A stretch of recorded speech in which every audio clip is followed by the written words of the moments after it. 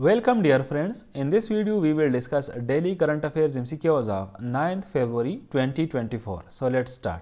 Question is, a piece of which iconic structure will podium finishers at the upcoming Paris Olympics be rewarded with? The correct option here is option E, Eiffel Tower. 2024 के summer Olympics France के capital Paris में मुनक़िद किए जाएंगे। इसकी starting date है जुलाई 26, 2024 और ये इख्तिताम पजीर होंगे अगस्त 11, 2024 को। पोडियम फिनिशर्स का मतलब ये है कि किसी भी मुकाबले में जो टॉप 3 बंदे होते हैं उनको यूजुअली मुकाबले के बाद एक पोडियम पे खड़ा किया जाता है। पोडियम में एक हिस्सा थोड़ा सा ऊंचा होता है जिसमें जो पहली पोजीशन होती है वो उस पर खड़ा हो जाता है और बाकी दो जो है उससे थोड़े से नीचे होते हैं और वो दोनों सेम लेवल पे होते हैं, जिस तरह तस्वीर में दिखाया गया है। तो जो दोनों सेम लेवल के होते हैं वो नंबर 2 और नंबर 3 होते हैं और इसी तरह इन तीनों को पोडियम फिनिशर्स कहा जाता है। बेसिकली इस चीज़ को पोडियम कहा जाता है, तो जो बंदे इस पे खड़े होते हैं तो वो टॉप 3 बंदे होते हैं और उनको पोडियम फिनिशर्स कहा जाता है। अब जो इसमें आईफल टावर का जिक्र है, इसकी वजह यह है कि आईफल टावर जो है वो एक आइकॉनिक टावर है फ्रांस में और बार बार जब इसकी रिपेयर वगैरह होती रही तो उसका कुछ स्क्रैप वगैरह जो है वो जमा होता रहा। तो अभी फ्रांस ने ये डिसाइड किया है कि जो भी विनर्स होंगे तो उनको जो शील्ड या मेडल मिलेंगे तो वो इसी स्क्रैप से बनाए जाएंगे। Which country is the UAE in talks to develop a $22 billion beach land project? The correct option here is option C, Egypt.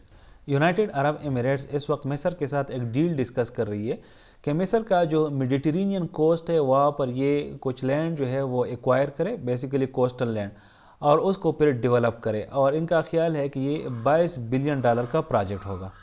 Which date are the general elections scheduled to be held in Indonesia to elect president, vice president and people's consultative assembly? The correct option here is option B, 14th February 2024.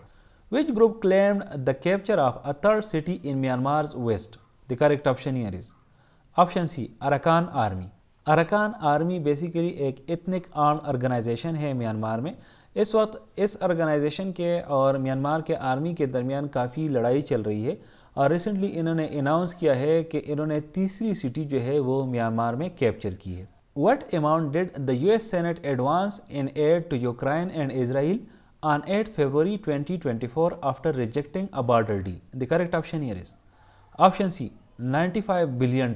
US senate में इससे पहले भी इस bill को present किया गया था, लेकिन जब वोटिंग हुई तो इस बिल को रिजेक्ट किया गया था और उसकी रीज़न ये थी कि जो रिपब्लिकन कैंडिडेट्स थे उनका कहना ये था कि इसमें जो बॉर्डर से रिलेटेड प्रोविजंस है जब तक वो हटा नहीं दिया जाते तो वो इस बिल से एग्री नहीं करेंगे।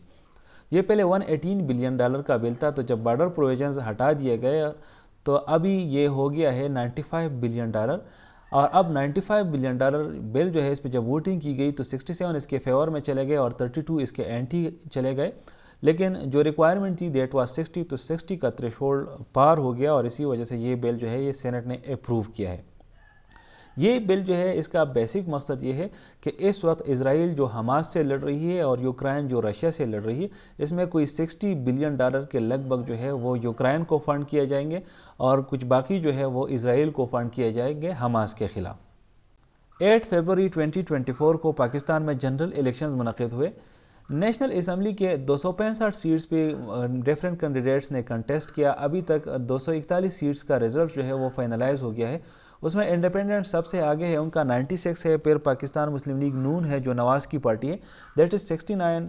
फिर पाकिस्तान पीपल्स पार्टी पार्लियामेंटेरियन जो है दैट इज़ 52। फिर MKM के 15 है और इस तरह आगे फिर छोटी पार्टियाँ हैं।